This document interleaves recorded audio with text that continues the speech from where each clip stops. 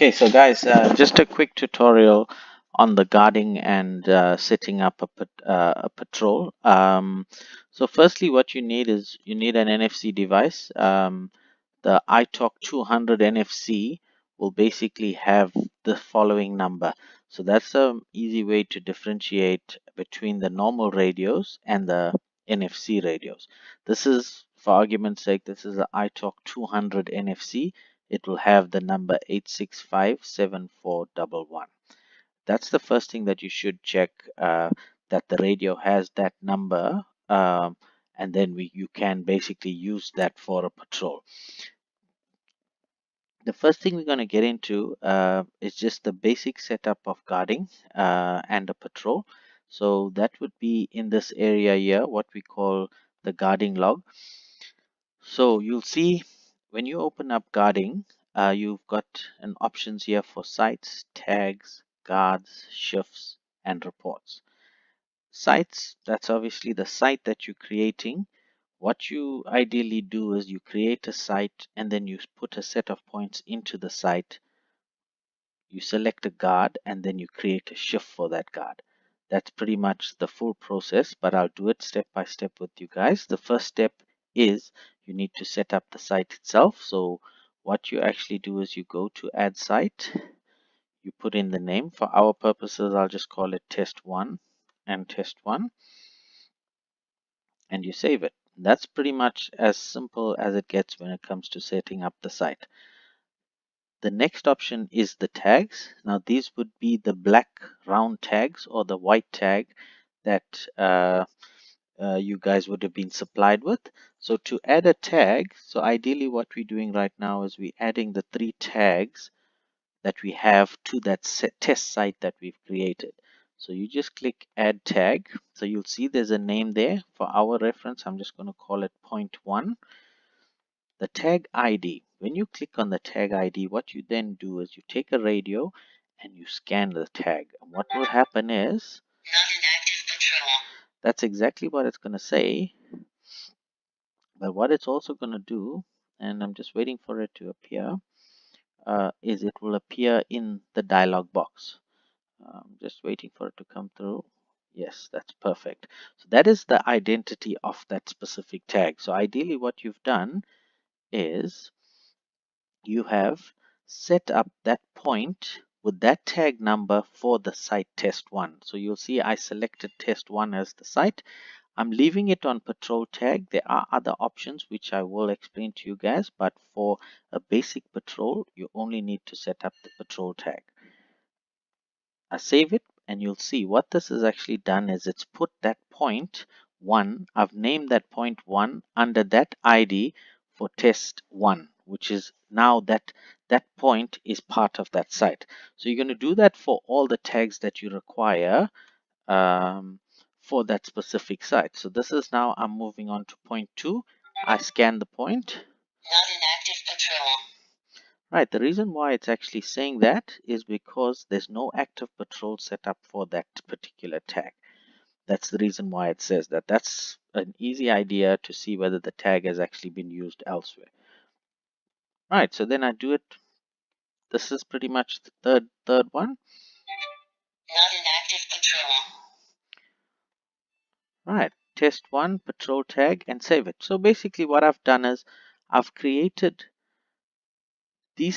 allocated these 3 tags to test 1. So test 1 now that you see there has actually got 3 tags in them, which is these 3 that I've put in. The next stage is the guards. So I click on guard and I add a guard. So the guard name, I'm just going to call it test guard. Right. In time there will be attendance, which I will do on a separate video for you guys explaining the tag ID, but it's not active at the moment. So I'm just going to call the same thing test guard, test guard. This person number would be the person's employee number. So for our purposes, I'm just going to say 1, 2, 3, 4, 5, 6. But once the attendance is set up on the system, we'd be able to utilize this and allocate tags to a specific guard whereby he clocks in and clock out. That is not ready yet, but is in the next few weeks it will be, which I will create a thing to explain how that works. Right, so I've set up the guard. So now the part that is the most tricky, the rest is pretty straightforward. Adding a shift. What happens is when I say add shift, right, it's going to ask me a shift type. I'll use the wizard, but if you guys have very erratic times and irregular times, then I'd suggest you use manual. But if not, you just use wizard. So the shift name, I'm just going to call it test shift.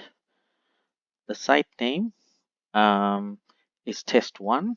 The guard, test guard. These are all the things that we created. And the radio itself, I only have one here, but you select the radio that you're using.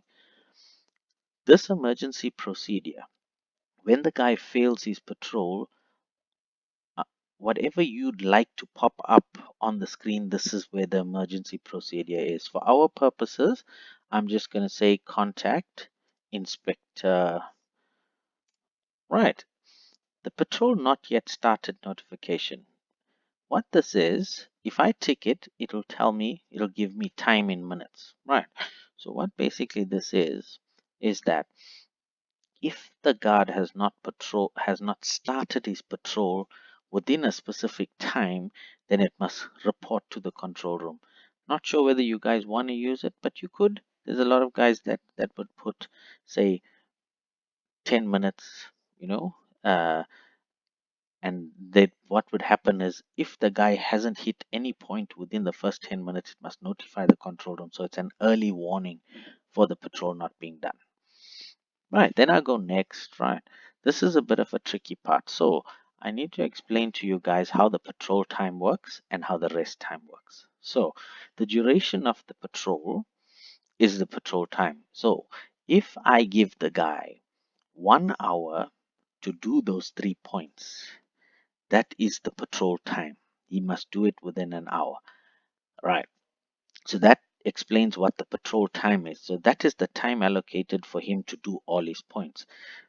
Then in between patrols, you may decide that you want to give the guy a half an hour break. So ideally, what will then happen is he'll start his patrol, he'll be given 1 hour to do the patrol, and then he'll have a half an hour break and then start his patrol again, and then have a half an hour break and start his patrol. So that's pretty much what the patrol time and rest time is. Once you've completed those, you just add a patrol.